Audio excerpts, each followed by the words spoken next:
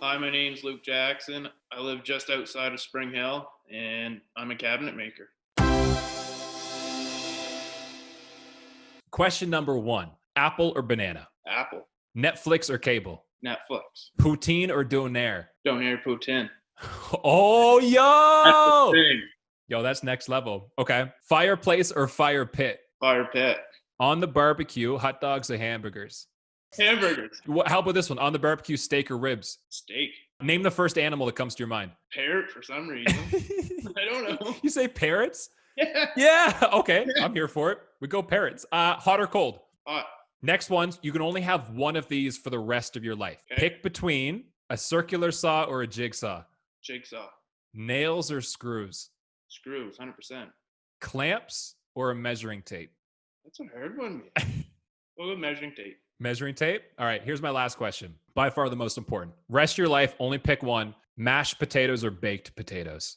Baked potato. I appreciate you saying that. I'm glad we're on the same page. I might have had to leave if you said mashed. It's just hard. That's still like, because you can take a baked potato, mash it down after anyway. So Oh. you can do both. Oh, no. Yeah. I mean, like, that's very good thinking. I didn't want mash to come in. Okay. But baked is a better flavor in a potato. than in a Absolutely pot. it is. Mashed potatoes is grown up baby food. I'm not here for it.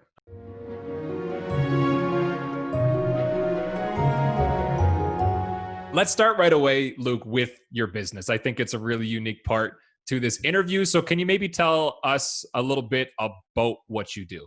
So I'm a cabinet maker by trade. I do cabinets, millwork, all that kind of stuff. I've been doing it since I was a kid, really. I've been to college for it, been with skills, Yep. and mainly just do a little bit of everything.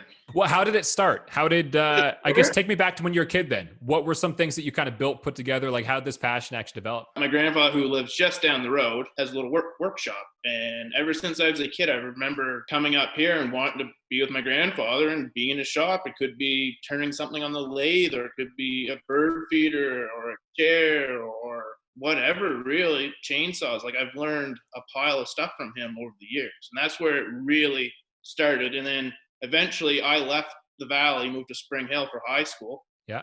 And I spent almost all my spare time down at his place in his shop. Do you have like a favorite project you've ever done? My up-to-date favorite would be, for sure, I built a jewelry box 2 years ago. Yeah. And it wasn't that big. It was, I forget what it was, 12 by 8 or something, and 6 inches tall. And the whole case of itself was all veneered and patterned. And then the drawers were all hand-cut dovetails with rosewood fronts, and the insides were done with suede. Jeez. And it had legs on it. It was all done out of cherry and burls, and it was absolutely gorgeous. Definitely my favorite piece. I don't know how long. I have a couple hundred hours into it. 'Cause I'm not used to this kind of. No. That's what I mean. I want to make it so it's like I live in the woods.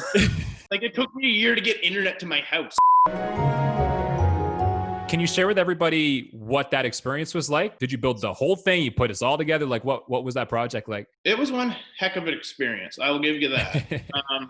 Between working a part-time job, plus having my own business, which I pretty much put a hold on for the 2 years it took me to build my house, or a year and 18 months, we'll say. The framing, the electrical, the plumbing, done in-house. We built the siding ourselves. We built all the walls in the shop. I cut logs off my grandfather's. We milled them with our mill, dried them, planed them, put them up on the wall. Like, I built the island, built the kitchens, built the stair treads, like, built my interior doors. What would you say was the hardest part about building it? If you had to like locate one thing, what was the toughest thing to do? The hardest part, for sure, was getting draws from the bank for money. Like, when it comes down to the end of the day, it's always money that you have problems with. That was the hardest part, was like, how am I going to get my bills paid? Or how am I going to get to my next draw? Because they won't just give you money. You have to have inspections and everything. And it was Right. very, very difficult. Was it worth it in the end? Well, I lost 2 years of my life, but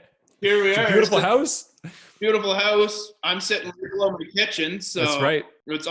everything's in one place. So I get up in the morning, grab a coffee, have a shower, walk downstairs and go to work. That's So sweet. if it's raining, if it's snowing, if there's 4 feet of snow out there, it doesn't bother me. I don't have to go anywhere. I always push this stuff away. Like, you guys have been asking me for like I know. 6 years to do it. I'm like, no. I can't believe you said Not yes. my I was thing. so pumped. Can you, Luke, maybe give us the insight of how many times you traveled with Team Nova Scotia and, of course, what you brought home with you that last year? Give us that humble brag. Well, I was in skills a lot longer than expected. I was 4 years. I won't lie. I was 4 years. The first year I got absolutely destroyed. I had no idea what to expect. And my instructor in college, God rest him, he passed away just after Christmas. But he's like, yeah, you're good enough. You'll be fine. I got slaughtered. Simple as that, slaughtered. Then the next year it was like, okay, I had been offered some help to get better, and I denied it because my instructor told me I was good enough, so I didn't need to. So didn't think about it. Yeah, I didn't do so great. And then you guys reached out the following year on the third year and was like, listen, the guy that won Cabinetmaking before you, we'll send you to train with him. I'm like, all right, cool, fine. And I went up, trained with Nick. Ended up, I don't know what I placed that year, but it was top 5. And then my final year in Winnipeg. And when we went to Winnipeg, I trained a fair bit. I drove up to Ontario to train with Nick before going. Like, I was determined. After that, we got her done, and I ended up coming home with a third. That's a bronze medal right there. So 4 years, a lot of work, and all over the country, but we got a bronze medal out of it. What was that moment like at closing ceremonies that year? I don't show many emotions, but I was definitely excited.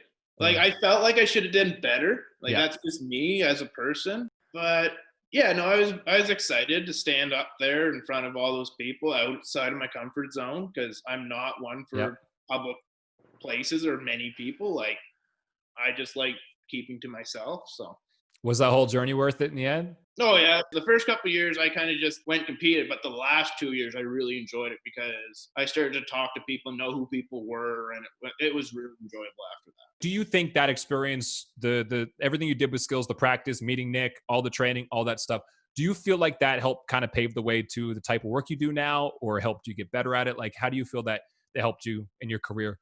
I don't know if it helped me on, say, the building side of things, but it definitely got me outside my comfort zone. It got me make it easier to talk to people and carry on conversations. My last question, Luke, is basically this. If you had to, in one word, describe your whole kind of journey, especially like your professional journey to this point in your life, what word would you use? Can I use 2 words? You can. I'll allow it. You'll allow it? Yeah.